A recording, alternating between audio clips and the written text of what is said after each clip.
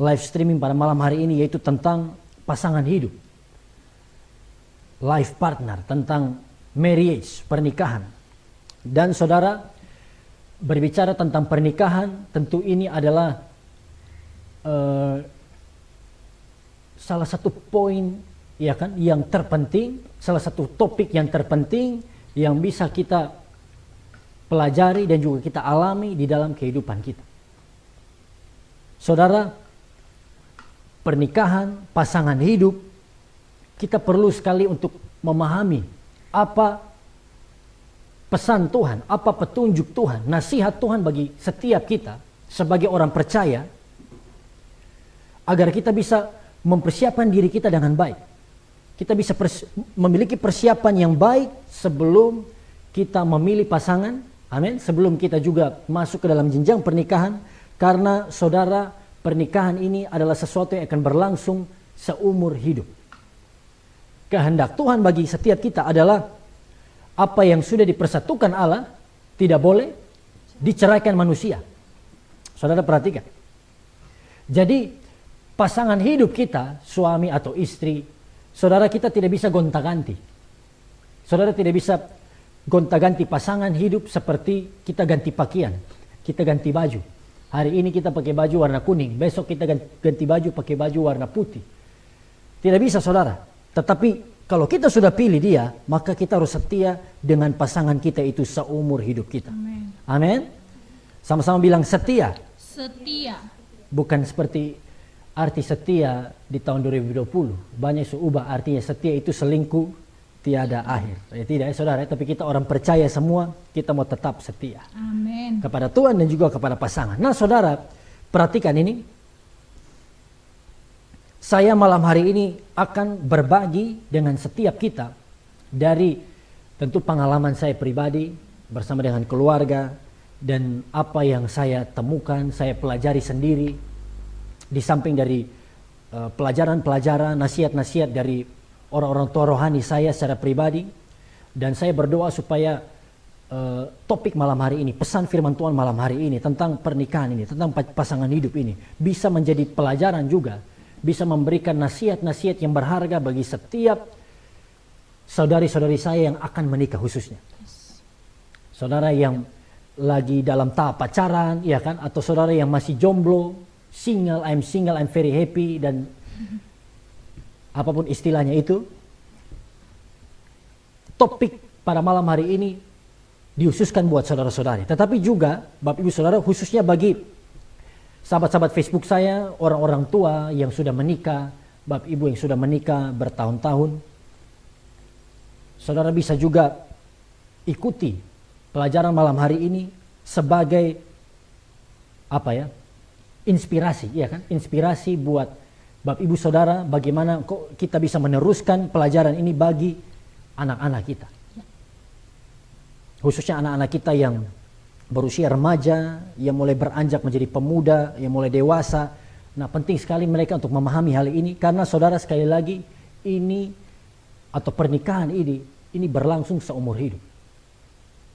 Kalau kita salah gunting rambut, ya kan, kita mau gaya ini, lalu yang gunting rambut ternyata dibuat lain, itu saudara menyesal 1 bulan. Kalau yang sekolah malas belajar, tidak sungguh-sungguh belajar, tidak naik kelas, menyesal 1 tahun. Saudara perhatikan. Tapi kalau kita salah pilih pasangan, nah ini, salah pilih pasangan, saudara akan menyesal seumur hidup. Karena sebagai orang percaya, kalau sudah menikah, kita tidak boleh bercerai kecuali maut yang memisahkan. Saudara dengar baik. Nah, saudara, keadaan hari-hari ini, ketika orang-orang percaya, orang-orang Kristen, bahkan orang Kristen pun tidak memahami tentang bagaimana membangun hubungan yang benar, bagaimana mempersiapkan diri sebelum menikah, memilih pasangan yang terbaik. Maka saudara, begitu banyak saya melihat hari-hari ini, banyak orang Kristen, entah ibu-ibu atau bapak-bapak, yang menyesal sesudah menikah karena salah pilih pasangan. Atau banyak juga saudara, anak-anak muda yang karena tidak memahami ini, akhirnya menikah terlalu dini dan bercerai. Perhatikan. Menikah tanpa persiapan dan harus mengakhiri pernikahan mereka. Ini adalah dampak-dampak ketika kita tidak mengerti bagaimana membangun hubungan rumah tangga dengan benar. Atau ada orang-orang juga yang belum mengerti tentang ini, dan mungkin karena trauma, keadaan masa lalu membuat mereka akhirnya takut dan tidak pernah mau menikah. Ada juga, ya kan? Ada orang-orang seperti itu. Nah, saudara, apa yang harus kita tahu? Apa yang harus kita ketahui? Yang pertama, Bapak Ibu juga bisa catat, tentu ini pelajaran yang berharga bagi kita. Pernikahan adalah kehendak Tuhan bagi kita. Saudara catat.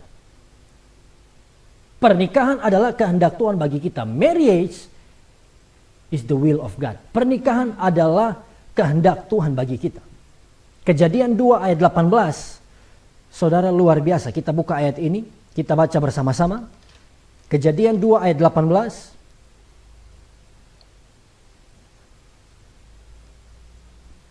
Sesudah Tuhan ciptakan semua langit dan bumi, Tuhan ciptakan manusia, ya kan? Tuhan ciptakan Adam terlebih dahulu. Lalu dalam ayat ke-18 kita baca bersama-sama. Kejadian 2 ayat 18, 1, 2, 3. Tuhan Allah berfirman, tidak baik kalau manusia itu seorang diri saja. Aku akan menjadikan penolong baginya yang sepadan dengan dia. Saudara, pertama kali yang tercatat dalam Alkitab, Tuhan mengatakan tidak baik, it's not good. Pertama kali Tuhan mengatakan tidak baik adalah waktu Tuhan berbicara manusia itu tidak baik seorang diri saja. Kalau saudara lihat dari kejadian 1, kejadian 2, seterusnya mencatat bagaimana Tuhan menciptakan terang. Tuhan menciptakan apa lagi? Cakrawala dan lain sebagainya. Tuhan selalu berkata itu baik. Tuhan melihat semuanya itu baik. Tetapi pertama kali Tuhan bilang tidak baik waktu berbicara tentang manusia yang seorang diri. Saudara perhatikan, Tuhan mau kita manusia untuk punya pasangan. Sama-sama bilang pasangan. Pasangan. Perhatikan. Bahkan berbicara soal menikah, iya kan, keluarga, pernikahan, ini adalah berkat terbesar kedua yang bisa kita nikmati di bawah kolong langit ini. Amen. This is the second greatest blessings. Berkat terbesar kedua.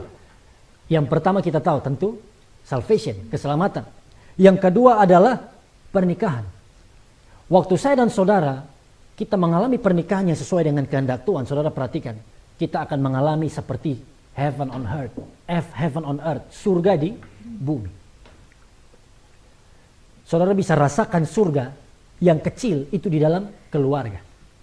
Sebaliknya, kalau keluarga kita hancur, keluarga kita berantakan, kita bisa rasakan neraka di dunia ini.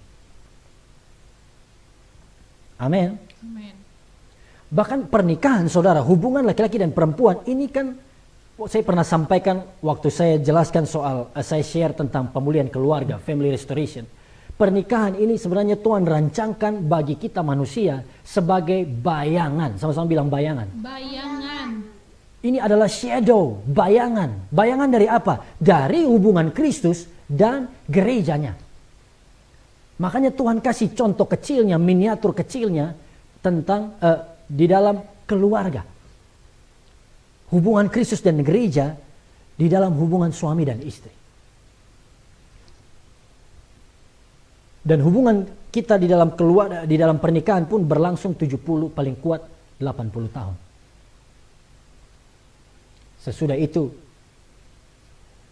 kita akan masuk ke dalam kekekalan. Pernikahan yang sesungguhnya adalah pernikahan antara mempelai pria Kristus dan jemaat Tuhan dan gereja. Bilang amin. Amin. Makanya Bapak Ibu Saudara, malam hari ini di bagian pertama saya akan lanjutkan ini juga besok. Di bagian pertama saya akan share, saya mau berbagi dengan saudara tentang bagaimana persiapan diri kita, ya kan, sebelum menikah. Persiapan diri kita sebelum menikah. Persiapan diri saya dan saudara sebelum menikah. Kalau saya sudah ya, kalau saudara-saudara yang masih dalam proses, nah ini penting kita pelajari ini. Biasanya sebelum menikah, saudara, umumnya laki-laki dan perempuan ada sebuah tahapan persiapan pernikahan, yaitu pacaran. Kalau bahasa Inggrisnya dating atau apalah itu istilahnya. Pacaran. Nah, bahkan sebelum saudara memulai hubungan dengan lawan jenis, sebelum saudara mulai berpacaran, apalagi menikah, ada beberapa poin yang saudara harus catat, yang mutlak, saya katakan mutlak, harus kita alami terlebih dahulu, yang harus kita lakukan, harus kita alami sebelum kita mencintai orang lain. Yang pertama, Bapak Ibu catat, kalau engkau mau supaya pernikahanmu berhasil, engkau bisa memilih pasangan yang terbaik, dan engkau bisa melakukan peranmu dengan sempurna. Yang pertama, engkau harus pastikan tujuan hidupmu untuk memuliakan Tuhan. Catat ini. Amin. Pastikan tujuan hidupmu untuk memuliakan Tuhan. Ini nomor satu. Sebelum berpacaran, perhatikan. Artinya apa, saudara?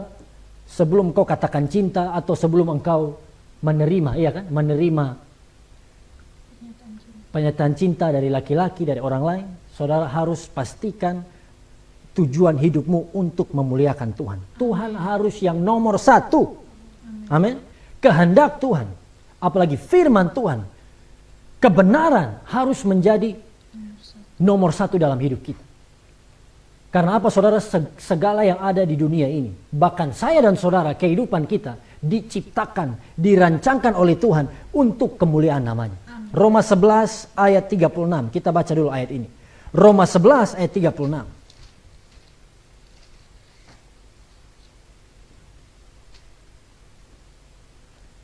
Bahkan saudara juga yang mau ajukan pertanyaan, nanti bisa sampaikan pertanyaan di kolom komentar. Sesudah ini saya akan menjawab beberapa pertanyaan.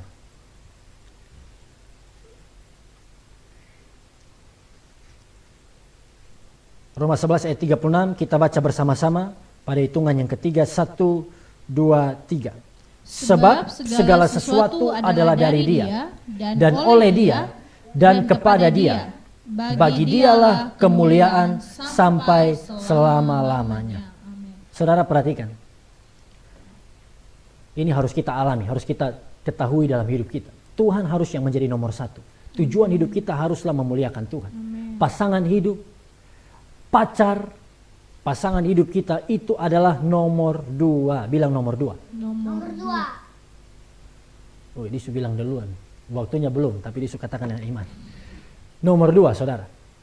Pasangan hidup itu nomor 2. Bahkan pernikahan kita itu harusnya nomor 2. Yang nomor 1 adalah hubungan kita dengan Tuhan.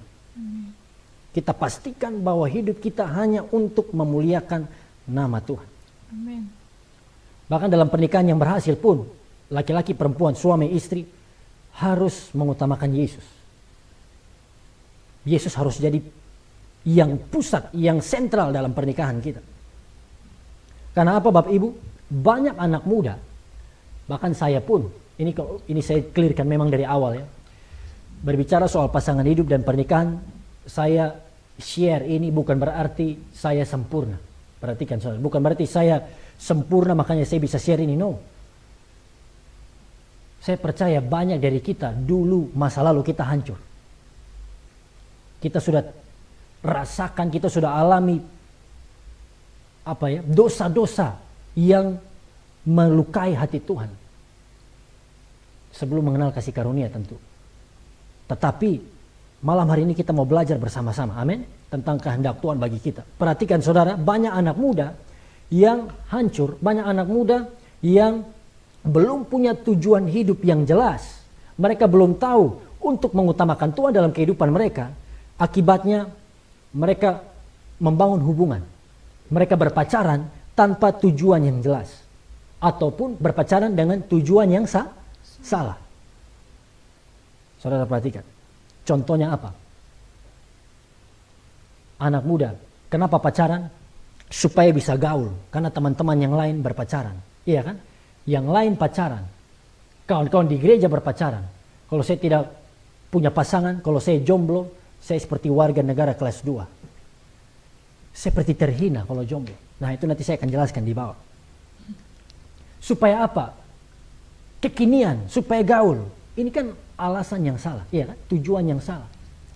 Kemudian apa lagi tujuan yang salah? Kalau masih dalam masa sekolah, masa pendidikan, saya mau pacaran. Kalau saudara tanya banyak-banyak anak-anak, Bahkan anak SMP, anak SD juga saudara sudah pacaran. Anak SMP, anak SD saudara cek di HP, panggil pasangannya papa, mama. Itu ada. Papi, mami. Masih SD saudara. Perhatikan. Tanya, kenapa pacaran? Supaya semangat pergi sekolah. Karena kalau lihat dia, iya kan? Kalau di sekolah tuh kalau lihat dia senyum. Begitu lihat dia turun dari motor, iya kan?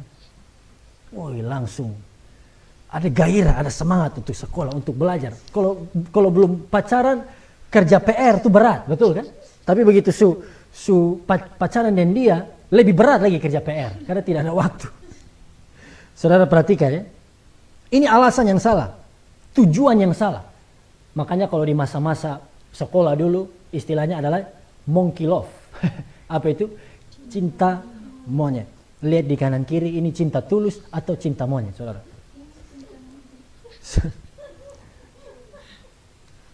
Ini tujuan yang salah, alasan yang salah. Pacaran supaya gaul, pacaran karena yang lain pacaran. Yang berikut pacaran supaya semangat sekolah. Kalau yang kuliah supaya semangat kuliah. Stres lihat dosen marah-marah, begitu lihat dia datang di kelas langsung ada sukacita. Ini tujuan yang salah. Perhatikan yang berikut. Ada yang pacaran karena usia sudah menuntut. Iya kan? Sudah 30, sudah jalan 35, bahkan ada yang sudah 40. Istilahnya sudah usia darurat, emergency. Usia darurat saudara, siapapun datang saya terima. Banting harga. Perhatikan. Akhirnya berpacaran. Tujuan, alasan berpacarannya saya sudah salah. Ketika kita berpacaran, membangun hubungan dengan tujuan yang salah, saudara, inilah awal dari banyak anak-anak muda yang jatuh atau terjebak di dalam dosa-dosa sebelum menikah. Karena tidak tahu apa tujuan berpacaran. Ujung-ujungnya nanti terjebak laki-laki, biasanya laki-laki. Laki-laki mau berpacaran untuk apa? Memuaskan hawa nafsu.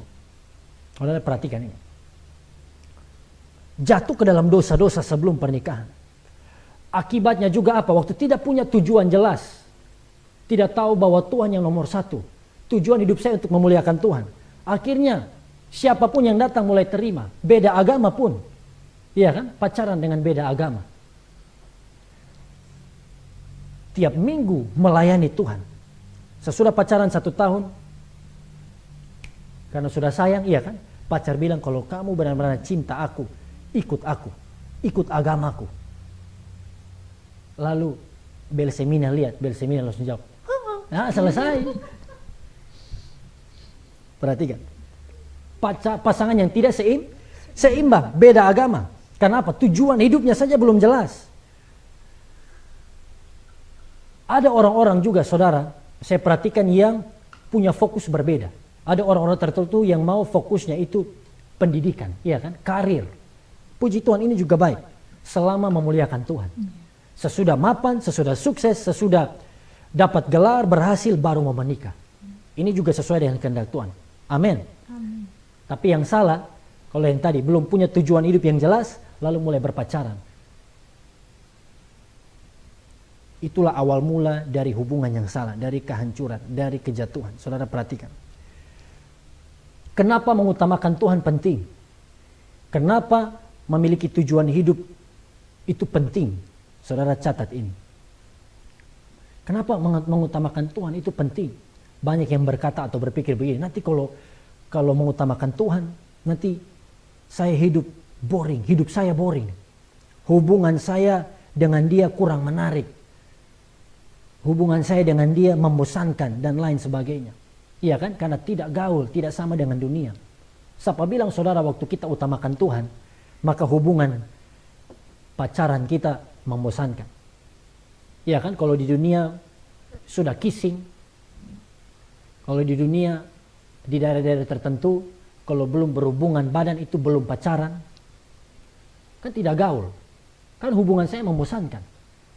Saudara perhatikan, justru waktu kita utamakan Tuhan, waktu kita memastikan tujuan hidup kita untuk memuliakan Tuhan, maka kita akan mengalami kebahagiaan dan sukacita besar waktu kita menikah. Amen. Bilang amin.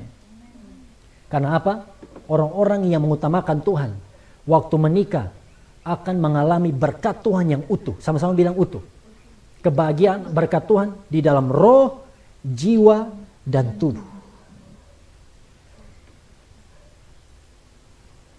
Tuhan akan buat kita mengalami pernikahan yang penuh dengan berkat Tuhan, penuh dengan kebahagiaan. Bukan pernikahan yang dilakukan saudara dengan rasa bersalah, iya kan? Dengan penyesalan dan lain sebagainya. Fisik menikah, tapi batin kita menderita. Makanya penting sekali nomor satu, kita memastikan tujuan hidup kita untuk memuliakan Tuhan. Amin. Ada buku yang saya rekomen buat anak-anak muda, buku dari Rick Warren. Ini buku yang the best, buku yang paling best seller, buku rohani, yaitu Purpose Driven Life. Saudara, kalau saya mau rekomen, sesudah Alkitab, saudara mau belajar tentang iman Kristen, baca Alkitab ini, sesudah Alkitab, baca buku ini, sesudah Alkitab. Alkitab nomor 1, saudara baca buku ini nomor 2. Karena apa? Ini buku berisi tentang bagaimana Tuhan berikan ilham kepada Rick Warren tentang 5 tujuan hidup. 5 purpose, 5 tujuan hidup kita. Kalau kita hidup dengan tujuan ini, kita akan genapi visi Allah di dalam hidup kita. Apa 5 tujuan Tuhan menciptakan kita? Tujuan hidup kita itu. Yang pertama, kita diciptakan untuk kesenangan Allah. Untuk kesukaan Allah. Yang kedua, untuk bergabung dengan keluarga Allah. Saya tidak jelaskan itu malam hari ini karena waktu, tapi saya mention judul-judulnya saja. Yaitu yang berikut, yang ketiga, kita diciptakan untuk menjadi serupa dengan Kristus. Yang keempat, kita diciptakan untuk melayani Tuhan. Dan yang kelima, kita diciptakan untuk misi dari Tuhan. Saudara bisa baca buku itu. Ini yang pertama. Persiapan diri bagi setiap kita sebelum berpacaran, apalagi menikah, adalah apa? Pastikan, yang tadi dicatat, pastikan tujuan Kita untuk memuliakan. tujuan hidup kita untuk memuliakan Tuhan. Yang kedua, saudara, Bapak Ibu perhatikan, yang kedua, persiapan kita sebelum berpacaran dan menikah, saudara catat, kita harus dipenuhi dan dipuaskan dengan kasih Yesus. Saudara catat ini.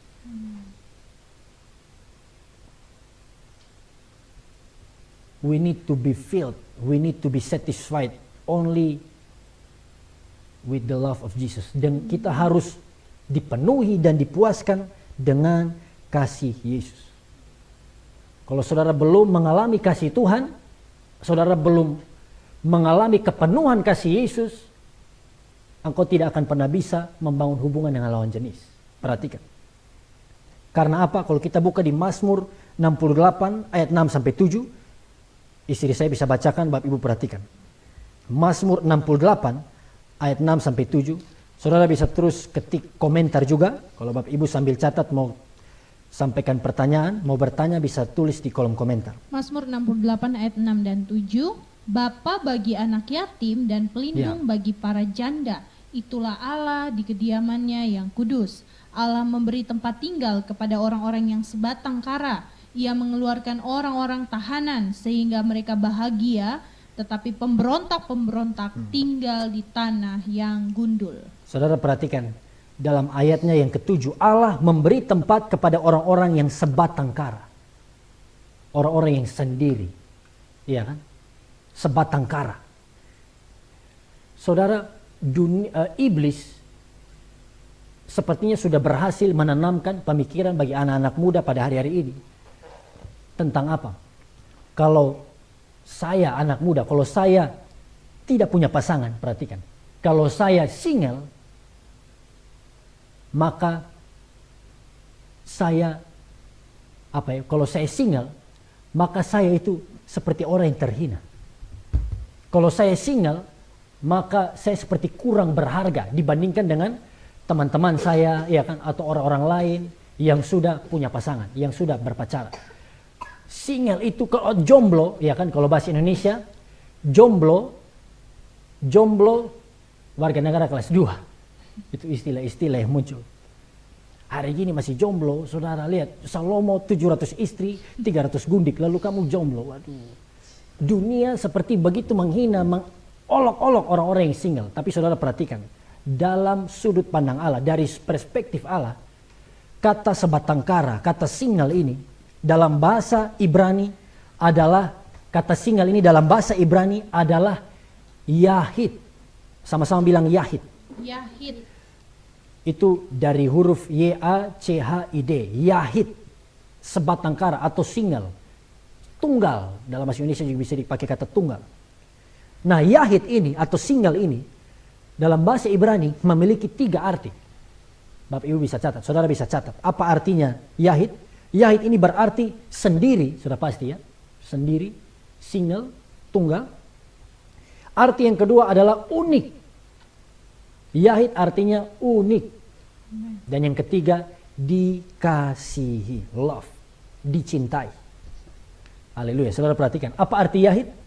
3, sendiri, unik, dikasihi.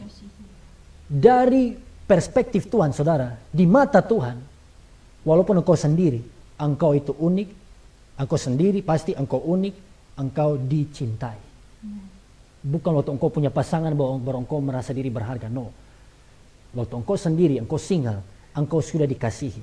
Tuhan mati di atas kayu salib, Yesus menebus dosa-dosa, tidak dicatat di Alkitab, supaya setiap orangnya, Yohanes 3:16 ya, karena begitu besar kasih Allah akan dunia ini, sehingga Ia telah mengurniakan anaknya yang tunggal, supaya setiap orang yang percaya kepadanya, perhatikan ya, setiap orang yang percaya, bukan ditulis supaya setiap orang yang punya pasangan tidak binasa, tetapi setiap orang yang percaya. Sama-sama bilang percaya. Artinya saudara, kita dikasihi, kita sendiri, tapi kita dicintai oleh Tuhan. Engkau berharga di hadapan Tuhan bukan karena engkau punya pasangan, bukan karena engkau apalagi tampan, engkau cantik, engkau punya banyak pasangan, playboy, playgirl dan lain-lain. No, tapi karena engkau adalah ciptaan Tuhan. Karena engkau dikasihi oleh Tuhan. Inilah hal yang kedua yang harus kita alami. Kita perlu dipenuhi dengan kasih Yesus. Bapak Ibu catat, dipenuhi dengan kasih Tuhan. Bahkan hubungan pernikahan itu adalah, saudara, laki-laki dan perempuan, hubungan pacaran, hubungan pernikahan itu 100 dan 100, 100 dengan 100. Artinya kita harus penuh, kita harus utuh dengan kasih Yesus. Dan kita mencari orang yang utuh juga dengan kasih Yesus, orang yang secure di dalam Tuhan. Lalu menikah 100 dan 100 jadi 200. Banyak kali kita berpikir, oh kalau saya cari pasangan itu, saya punya pasangan supaya mereka bisa memenuhi kekurangan saya. Mereka bisa melengkapi, memenuhi kebutuhan saya. Seperti 50, saya ini 50. Tanpa dia, saya tidak bisa. Ya kan, tanpa dia ada yang kurang. Kalau dengan dia, baru saya utuh. Kalau jalan-jalan, ketemu perempuan cantik, orang, ku pampu istilah, tulang rusuk mulai bergerak. Oh ini rusuk bergerak terus. Karena ketemu dia. Saudara perhatikan, kita menikah bukan untuk memenuhi kekurangan kita, bukan untuk mencukupkan kebutuhan kita, tapi kita menikah karena kita sudah penuh dengan kasih Yesus. Amen. Sehingga waktu saudara menikah, waktu saudara jalin hubungan bahkan berpacaran, bukan kita menuntut dari dia memenuhi kebutuhan kita, tapi kita berbagi dengan dia. Kita tunjukkan kasih Kristus yang sudah kita alami bagi orang-orang itu, bagi pasangan kita. 100-100. Amin. Amin. Saudara harus pastikan ini. Kita harus menikah dengan pemahaman yang benar. Pemahaman yang salah, 50-50. Saya akan bahagia kalau saya menikah dengan dia. Saudara jangan pernah tanam dalam pikiran seperti ini. Kalau saudara sedang berpacaran ya, kalau saya menikah dengan dia, maka saya akan bahagia. Omong kosong, perhatikan, omong kosong. Keadaanmu, bahkan apalagi karaktermu, sikap hatimu sebelum menikah tidak akan pernah berubah sesudah menikah. Catat ini. Makanya sebelum menikah, kita harus pastikan diri kita penuh dengan kasih Yesus. Kalau engkau tidak bahagia sebelum menikah dengan dia, engkau menikah dengan dia, engkau juga tidak akan bahagia. Tapi kalau engkau sudah bahagia karena Yesus dalam hidupmu, sebelum bertemu dia, saudara akan lihat, engkau akan alami kasih Kristus yang luar biasa. Amen. Yang kau bagikan dengan dia. Itulah sebabnya kita perlu utuh, sama-sama bilang utuh. Utuh. Dipenuhi dengan kasih Yesus. Artinya walaupun sendiri, yahid, walaupun kita single, kita dikasihi Tuhan. Amen. Kita utuh. Kasih tepuk tangan dulu buat Tuhan kita. Amin, haleluya. Kemudian saudara, yang berikut, waktu kita dipenuhi kasih Yesus, saudara, kita akan bisa mengasihi orang lain. Kita akan bisa membagikan kasih itu bagi orang lain. Seperti apa kasih Yesus bagi kita? Kalau saya tanya bagi saudara, seperti apa kasih Yesus bagi kita? Yesus mengasihimu bukan karena engkau baik. Amin. Yesus mengasihimu bukan karena engkau sempurna. Tapi Yesus mengasihimu bahkan waktu engkau masih berdosa. Sama-sama bilang berdosa. Berdosa. Waktu kita masih berdosa, Yesus sudah mati bagi kita. Dia berikan nyawanya bagi kita. Kasih yang memberi, kasih yang berkorban bagi kita. Kita semua dikasihi, bahkan bukan hanya dikasihi Tuhan. Saudara, Yesus peduli dengan kau. Amin. Rambut di kepala Yesus katakan, semua terhitung. Dia menyertai kita, dia Allah Immanuel. Bahkan dia mati bagi kita, menebus setiap kita dari dosa kita. Dari maut, dari kebinasaan. Saudara harus tanamkan ini dalam hatimu. Kebahagiaan saya, sama-sama bilang kebahagiaan. My happiness, kebahagiaan saya bukan ditentukan waktu saya punya pasangan atau belum.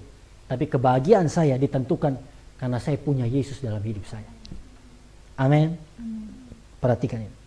Renungkan kasih Yesus, alami kasih Tuhan, dipenuhi, filled with His love. Karena apa?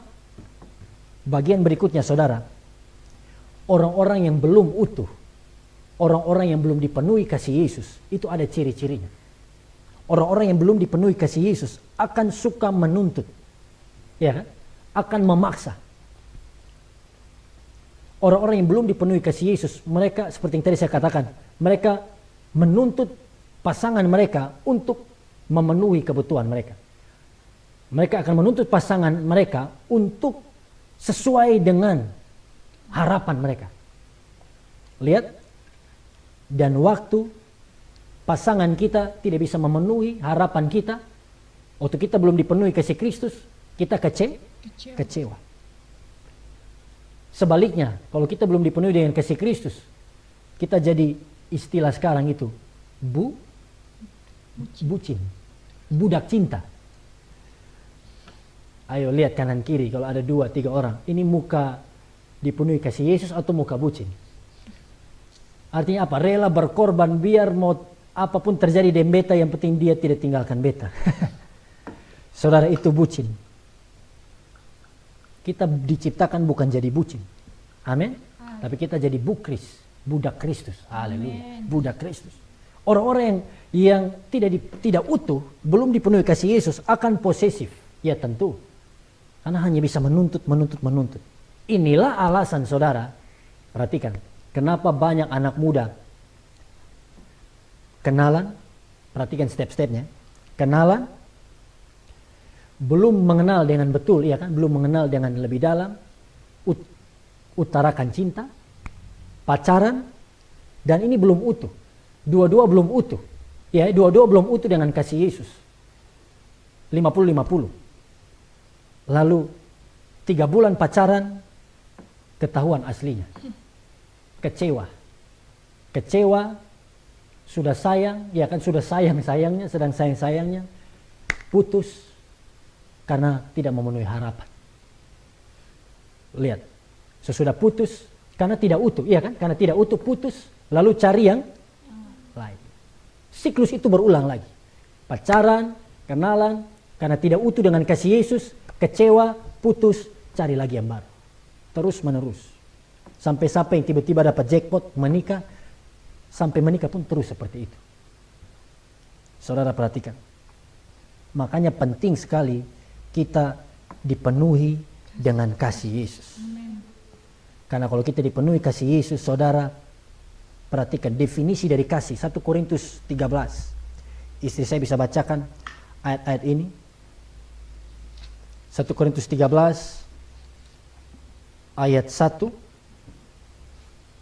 sampai 1 Korintus 13 ayat 4 sampai ayatnya yang ke-7.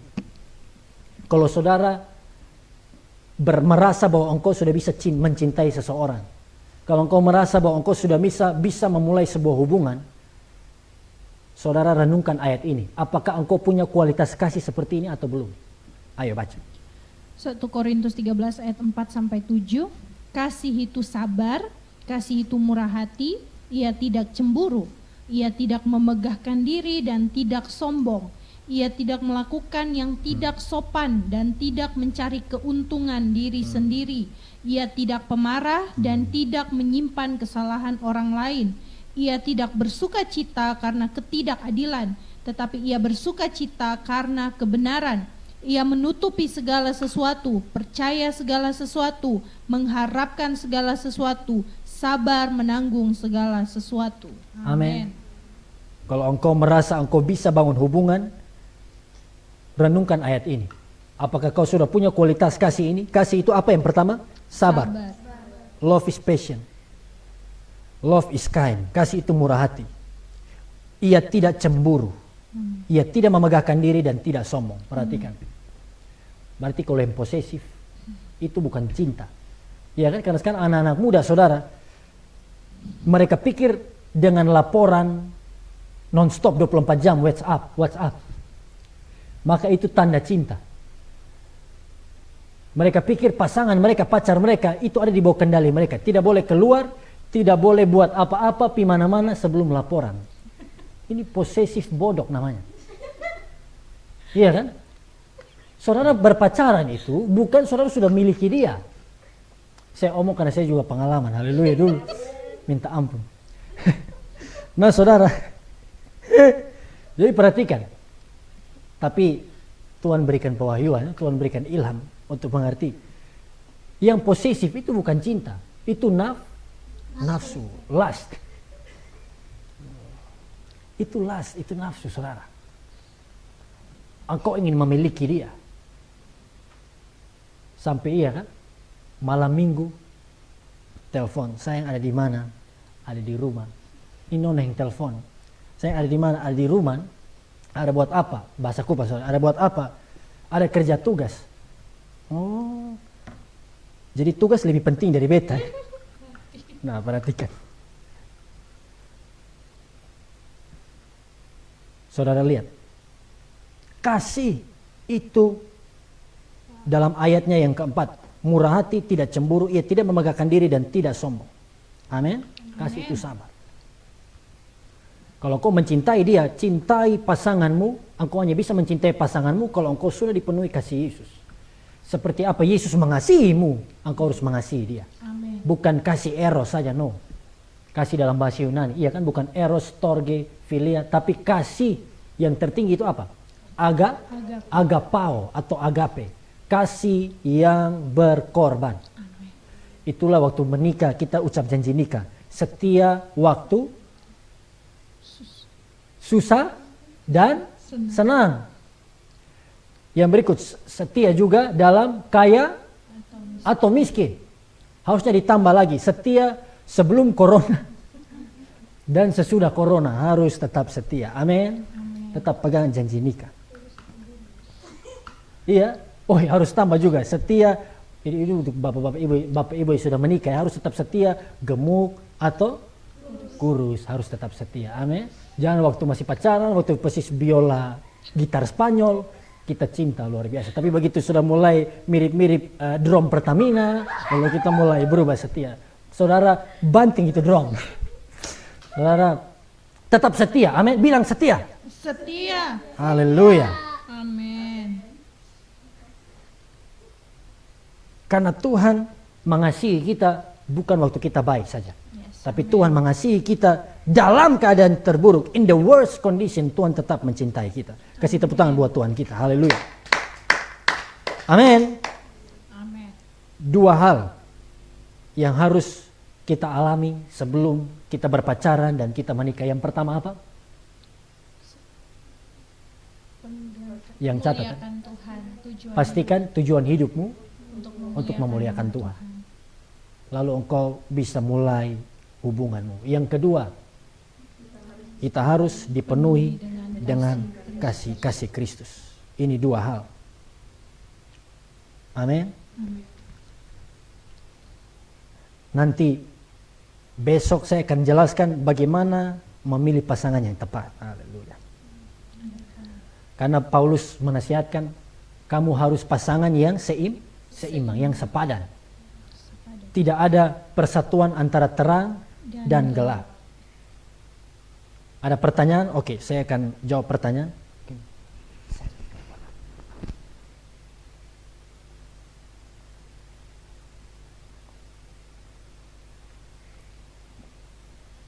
Bapak Ibu yang mengikuti, mari tuliskan pertanyaan saudara.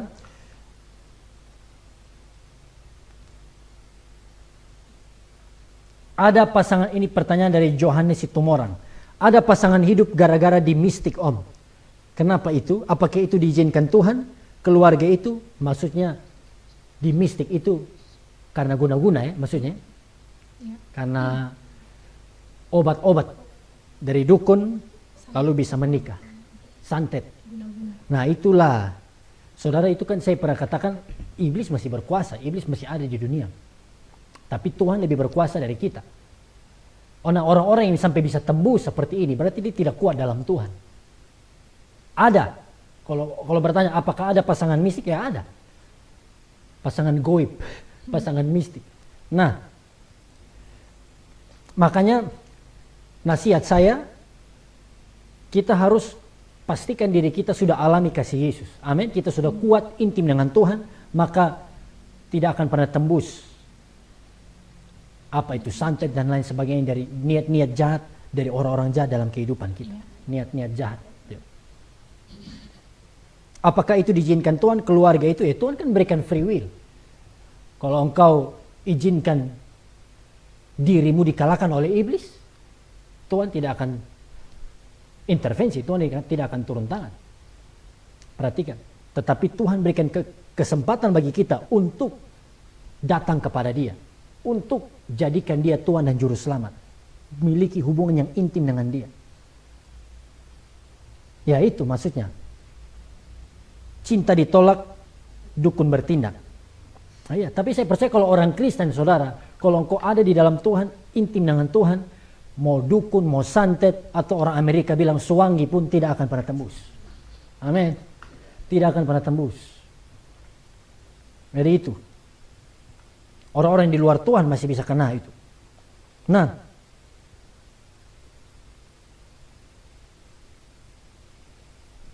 ada pacaran, masih pertanyaan dari Om Pak Johannes juga ya. Ada pacaran yang sekian lama tidak jadi, tapi ada pacaran 1 bulan terus jadi. Gimana itu Om? Tapi setelah jadi gak ada keturunannya, cecok juga keluarganya. Gimana itu Om? Nah ini yang bilang jaga orang pun jodoh. Pacaran lama ya kan, 10 tahun 20 tahun persis kredit rumah belum jadi. Nah ternyata putus. Itu bagaimana? Itu yang tadi saya katakan, belum mengenal tujuan hidupnya. Mereka belum mengalami kasih Yesus. Pacaran bukan tentang lama atau singkat Bapak Ibu Saudara, tapi pacaran adalah tahap persiapan sebelum pernikahan. Jadi kita pilih masa seleksi, iya kan? Mana yang seimbang dengan kita, mana yang sepadan, lalu jadi. Lalu ini lama-lama tidak jadi. Ada alasan mereka tersendiri. Tapi saya berdoa, saya sampaikan malam hari ini bukan tentang lama atau singkat pacaran, tetapi kualitas pacaran itu. Kalau kau dapat yang tepat, engkau sudah tahu karakternya baik, hubungannya dengan Tuhan baik. Nah ini poin-poin besok nanti kita akan pelajari. Kalau dia sudah tepat, engkau pilih, maka jangan tunggu lama-lama. Iya kan, langsung pilih, langsung menikah. Karena lama-lama bisa basi. Ya. Yang berikut, oke. Pertanyaan yang berikut, saya jawab pertanyaan ini.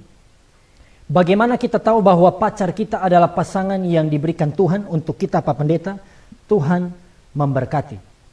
Nah, saya mau clearkan dulu pemahaman-pemahaman yang salah tentang pasangan yang dari Tuhan. Saudara perhatikan. Saya percaya bahwa Tidak ada pasangan yang Tuhan berikan bagi kita. Saudara catat ini. Tuhan tidak pernah berikan pasangan hidup bagi setiap kita. Maksudnya apa? Tuhan tidak kasih pasangan hidup. Iya, Tuhan berikan bagi kita wisdom, hikmat. Sama-sama bilang hikmat. Hikmat. Untuk memilih yang tepat bagi kita. Perhatikan. Tuhan tidak berikan kita pasangan hidup tiba-tiba Cinderella jatuh dari langit. No. Tapi Tuhan berikan kita hikmat untuk memilih yang tepat. Amin.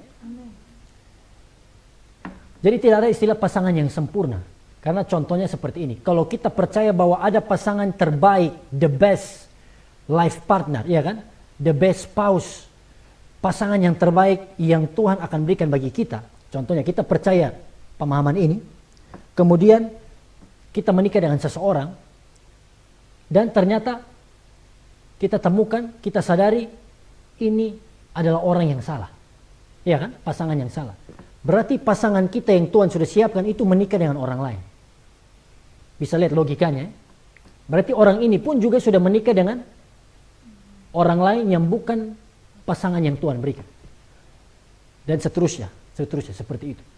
Jadi Tuhan tidak pernah berikan kita pasangan yang tepat, no. Tapi Tuhan berikan kita hikmat untuk memilih. Filter. Ada ayatnya. Nanti saya akan jelaskan besok.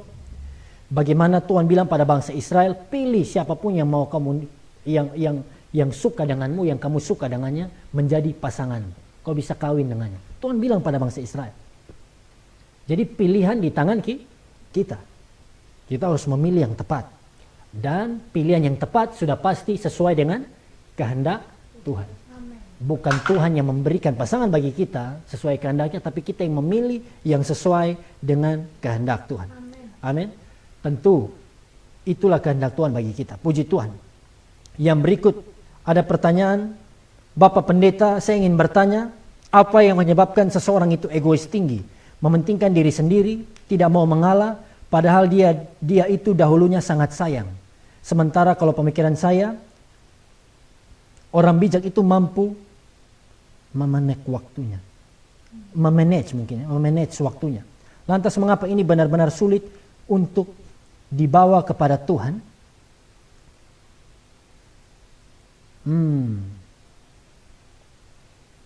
Jadi perhatikan, orang ini egois tinggi, mementingkan diri sendiri, tidak pernah mengalah. Padahal dulu sangat sayang. Nah, ada banyak faktor. Seseorang bisa berubah, itu ada banyak faktor. Seseorang mungkin yang dulu cinta, setia dengan kita, sayang dengan kita, lalu akhir-akhir ini sudah berubah setia. Iya kan? Sudah kasar, sudah jahat, tidak setia. Ini ada beberapa penyebab. Yang pertama mungkin itulah sifat aslinya dia. Perhatikan. Itu sifat aslinya. Selama ini dia hanya berpura-pura baik untuk jadian dengan kita. Untuk menikah dengan kita. Lalu sesudah menikah, aslinya kelihatan. Besok nanti saya akan bahas ini. Sesudah menikah, aslinya kelihatan.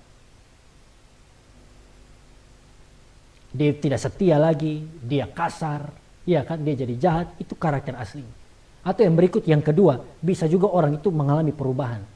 Kasihnya memudar, iya kan? Kasihnya mulai memudar, mulai hilang. Yang dulunya begitu sungguh-sungguh begitu panas membara kasihnya, iya kan? Kalau jalan sama-sama, nona orang Kupang bilang tagae batu, terantuk batu kalau bahasa Indonesia. Perempuannya terantuk batu, tipung nyongnya, cowoknya pukul ini batu, titik ini batu yang salah, ya kan? Sesudah menikah 10 tahun, istri jalan terantuk batu, lupa mata di mana, kosong jalan, langsung bisa lihat bye-bye. Nah itu sudah berubah, itu bisa berubah juga karena kasihnya yang berubah, kasihnya yang mulai memudar. Makanya kita perlu berdoa, kita bawa masalah ini kepada Tuhan. Tuhan sanggup memulihkan pernikahan kita. Amin. Bukan berarti instan, ya? Bukan berarti cepat. Tapi Tuhan sanggup memulihkan pernikahan kita yang mungkin keharmonisannya, kasih sayangnya, cintanya mulai memudar. Ingat, mujizat pertama yang Yesus kerjakan adalah mengubah air yang tawar menjadi anggur di pesta pernikahan. In a wedding party. Artinya pernikahan ini punya tempat spesial di hati Tuhan. Tuhan ingin memberkati, memulihkan pernikahan kita. Puji Tuhan.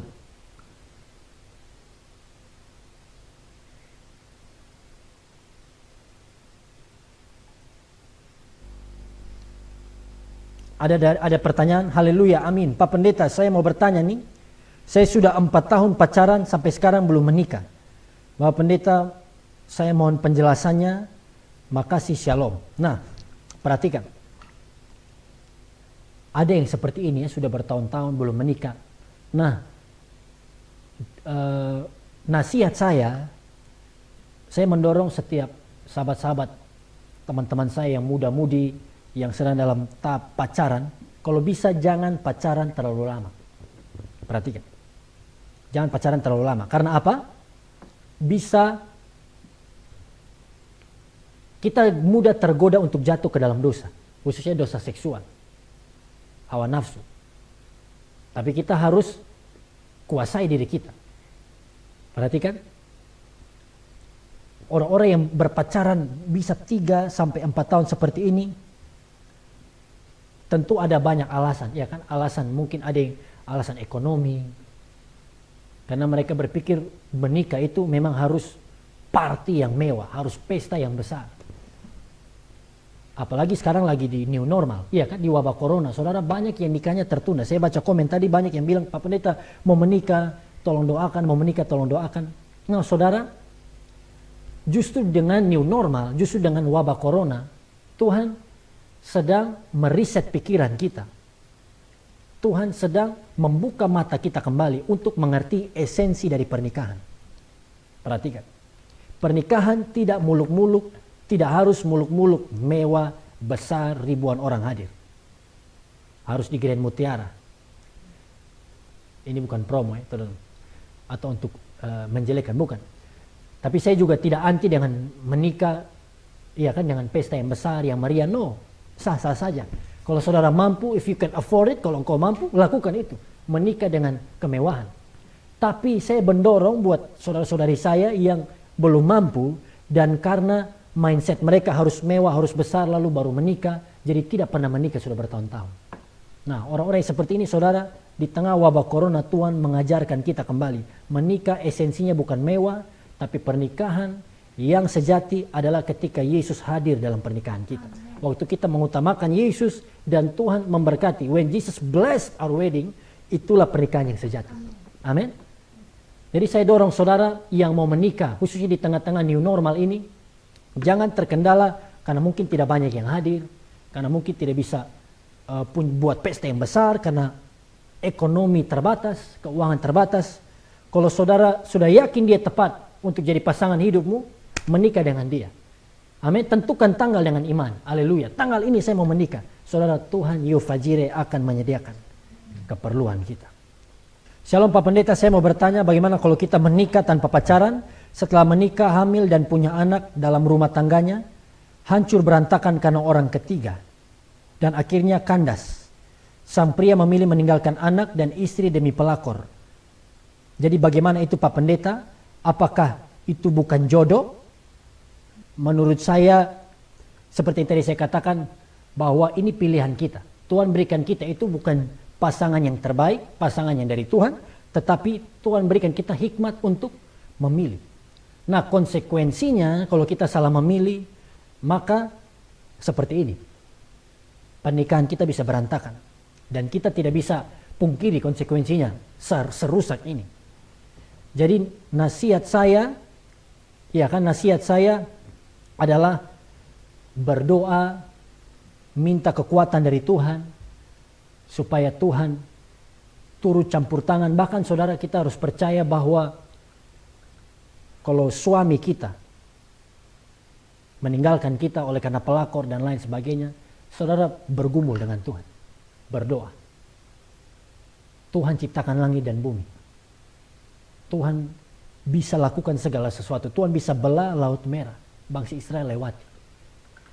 Firman Tuhan mencatat hati raja-raja seperti batang air di hadapan Tuhan. Tuhan bisa mengubah hati saudara dengan berbagai cara. Tetapi saya tidak katakan ini lalu berarti instannya Tuhan bisa tolong.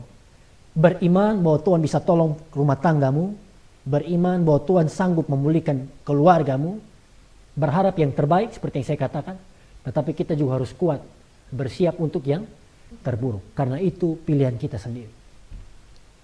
Kalau seandainya tidak bisa dipulihkan, tetap setia, tetap berserah kepada Tuhan. Amin. Papen, bila seseorang ketemu dengan seseorang di suatu daerah, mereka tidak mengenal, sehingga berkenal, menjalin hubungan cinta sampai ke pernikahan. Menurut Papen itu hikmat Tuhan atau jodoh? Mohon penjelasannya. Saudara, ada peristiwa-peristiwa khusus seperti ini juga bisa terjadi. Kita tidak mengenal seseorang, zaman dulu ini sering, ya kan? Langsung ketemu, langsung menikah. Dan kita lihat sejarah keluarga ini ternyata bertahan sampai hari ini. Nah, ini peristiwa-peristiwa unik, peristiwa spesial. Karena walaupun tidak mengenal, walaupun belum pernah bertemu, tapi duanya utuh. Keduanya ini bisa setia, bisa saling memenuhi, menjadi pasangan yang baik. Nah, ini ada juga yang terjadi seperti ini. Tetapi, saudara, nasihat saya seperti firman Tuhan tadi, alangkah baiknya sebelum menikah, kita harus terlebih dahulu berpacaran. Kita harus mengenal dulu calon suami kita, calon istri kita. Supaya jangan sampai seperti surprise, iya kan? Tidak tahu karakternya, kejutan. Di awal begitu baik, casingnya begitu luar biasa, ganteng, cantik. Begitu sudah menikah, Lucifer punya kembaran. Nah, itu perlu tahap pacaran supaya saudara bisa kenal yang pasanganmu dan kau bisa memilih yang tepat. Bapen, bagaimana kalau yang berbeda keyakinan? Woi, ini pertanyaan $1 juta nih. Bagaimana kalau yang berbeda keyakinan? Lelaki Kristen menjadikan istri yang dari agama lain ikut agama Kristen, apa itu dengan hikmat dan diberkati, Bapen? Nah, perhatikan, kalau laki-laki Kristen sudah dipenuhi kasih Yesus, kalau laki-lakinya, suaminya intim dengan Tuhan, dan kemudian bisa bawa pasangannya yang dari agama lain ini bukan sekedar beragama Kristen, KTP Kristen, tapi dia juga alami keselamatan. Dia alami kasih karunia Tuhan.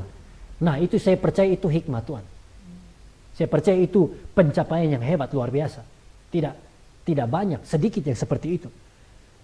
Makanya, kalau saudara tanya, bagaimana dengan pasangan beda agama?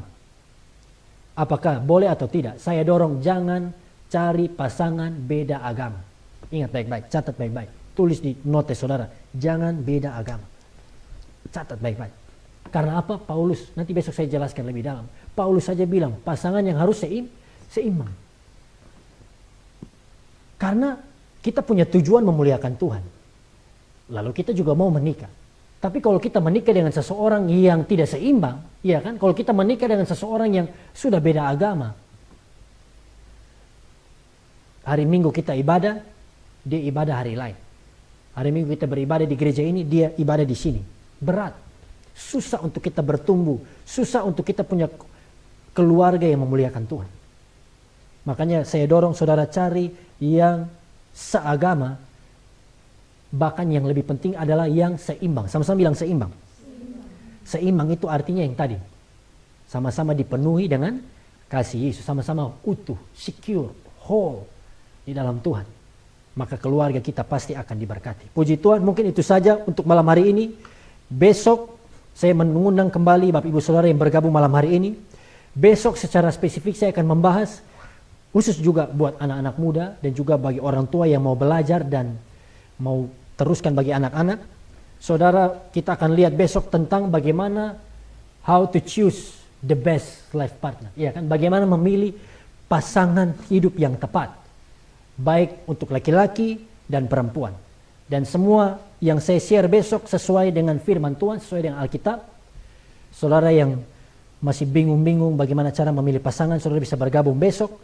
Dan saya berdoa Tuhan Yesus Roh Kudus sendiri yang memberikan pemahaman bagi setiap kita. Amen. Baik, puji Tuhan, kita akan akhiri live streaming ini. Kita naikkan sebuah pujian.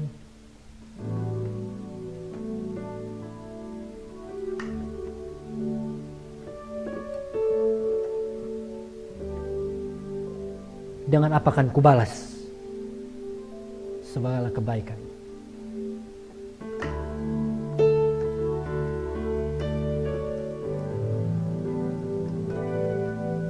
Kau Allah yang setia,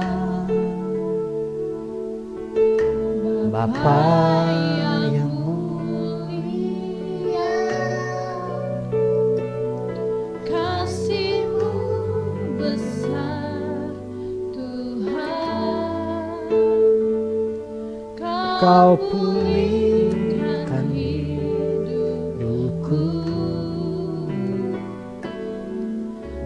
Kaulah harapanku, hidupku dalam-Mu. Terima kasih Tuhan, Kau selamatkan hidupku. Dengan apa akan ku balas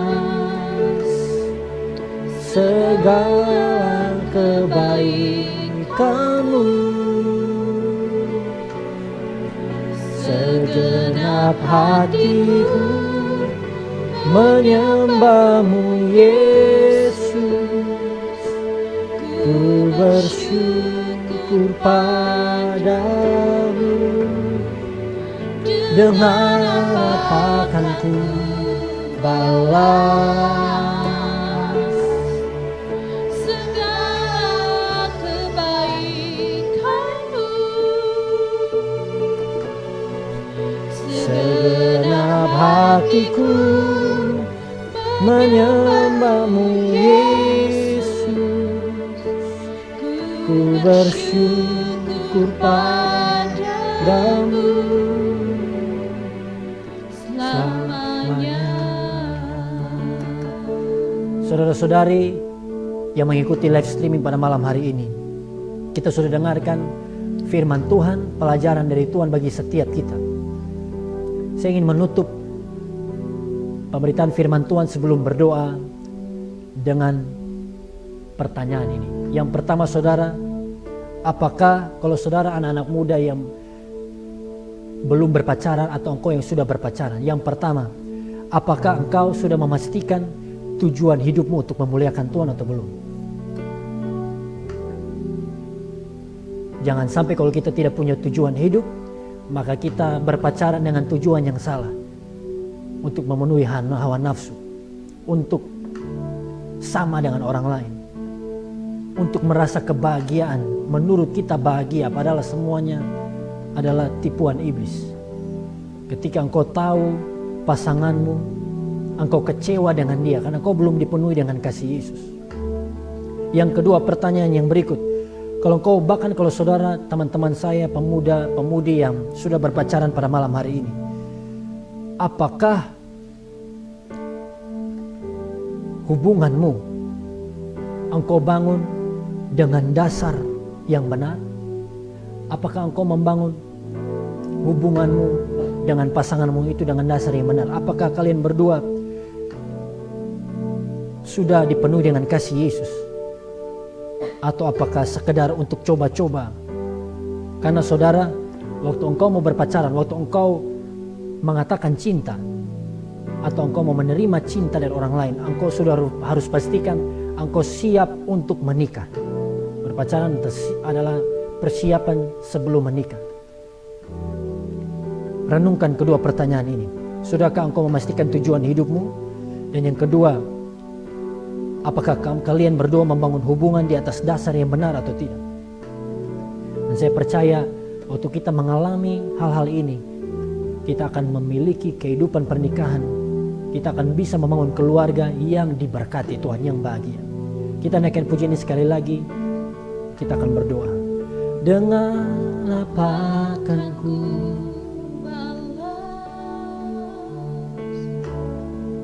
segala kebaikan-Mu? Segenap hatiku menyembah-Mu, Yesus.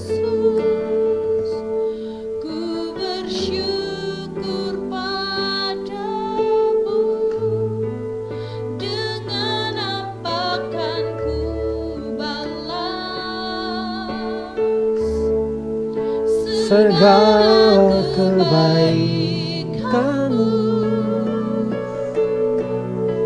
Segenap hatiku menyembah-Mu Yesus.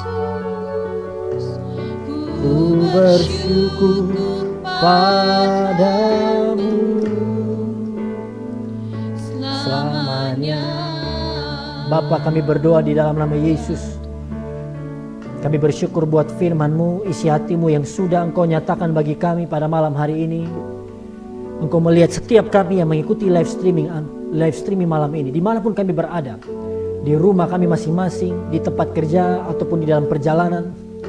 Khususnya kami anak-anak muda yang sedang mempersiapkan diri kami masuk ke dalam jenjang pernikahan.